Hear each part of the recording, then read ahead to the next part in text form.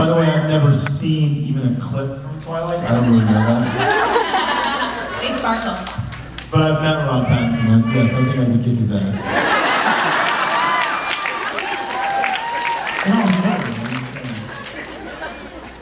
You worked on Lost and of course with Vampire Diaries. What do you like so much about working in like the supernatural fantasy genre? I think, you know, it's funny. If you look at a lot of the greatest stories ever told, it's science fiction. And really, a lot of the supernatural stuff, a lot of really great science fiction is just this, it's human nature's desire to understand what's coming. And if you look at, you know, I just saw William Shatner, man. What a cool old baller that dude is. But they were writing all these, you know, you look at the James Bond movies, which is not necessarily science fiction, but and you look at stuff like Star Trek and whatever, these guys were projecting into the future what was going to happen. If you would have told Bill Shatner in 1969 that you would have a device that you would hold in your hand that not only could you communicate with someone in Asia while standing in New York City, but be surfing the internet, this thing that was going to give you access to every piece of information in the world. You know, whether you want to find the diameter of a human hair or the distance in millimeters to the sun. There's so much shit out there that and this is just our idea of projecting. There's an amazing article. Actually, no, it wasn't an article, it was a story I had with a good friend of his, never mind. About Steve Jobs. Steve Jobs was one of the greatest visionaries ever in the history of mankind.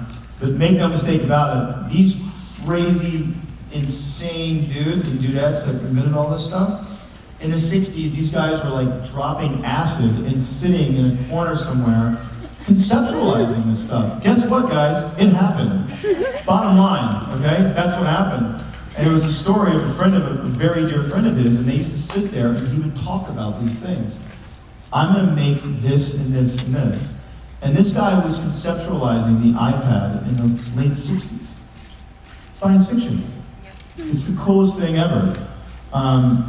And so I love that sci-fi world where it's just us projecting what is going to be our future and how do we how do we weave it into the thread of dramatic experience or family experience. It's cool. I'm sorry I'm boring the shit out of you guys. There's two yawns happening simultaneously. They're not that contagious. Sorry guys. I will start dancing and stripping. Is there a pole in here? There's a half of a pole. All right. Talk to me about, oh wait, a dude. Yeah.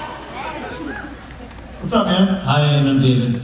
Morgan actually asked a part of my question. The other half is with your relationship with the genre, from Smallville to Lost and Vampire Diaries, which are the moments that are harder for you to craft? The darker moments of your character or the lighter, more redemptive moments between you and your fellow actors? Funny you say that. I prefer the darker ones. The darker, like, snarky, crazy ones. I missed that season 1 Damon, but... Word! But Julie and Kevin very quickly made me realize that Damon couldn't just be like a one-trick pony. He had to be, you know, people are dynamic, they're multifaceted, they're multi-dimensional. I just thought it was going to show up. I always said that Damon was like dessert. It's the best part of the meal, you just can't have them all the time. It'll make you sick.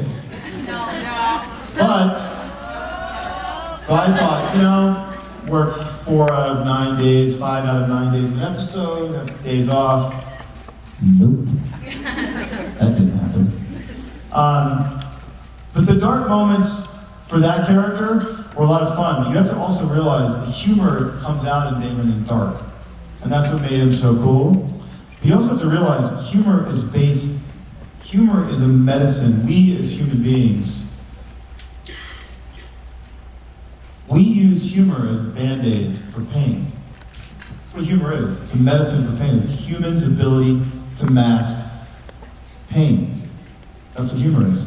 So the greatest comedians in the world, unfortunately, look, we just lost truly one of the greatest men ever to walk the planet, Mr. Robin Williams. It's amazing human being. I don't know if you ever had the chance to meet this guy, but holy shit, man, you met him, he just brought you in. That smile in his eyes and how dynamic it was. But a lot of these guys, we find, are the funniest people in the world, are really the saddest human beings. They really are. And that's where this great, immense amount of humor comes from. So Damon, while as funny as he is, a lot of that shit was based in and rooted, it came from pain. And my acting coach, this woman, Ivana Chubbuck, who's the greatest acting coach ever lived on the planet, if you look at her credentials, you say, oh, now I get it. It's like Brad Pitt and Halle Berry and Charlize Theron and James Franco, Jake Gyllenhaal. Everybody working in this business right now, it's insane. It came from her.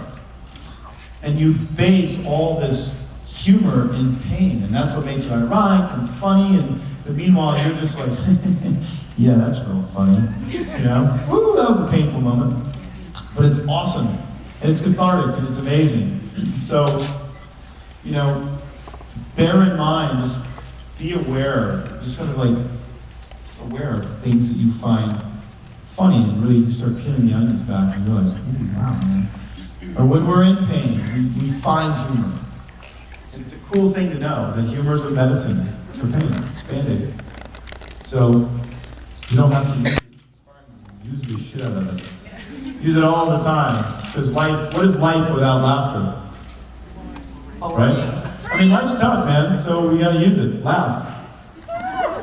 Thank Let's you. see this whole room smile right now.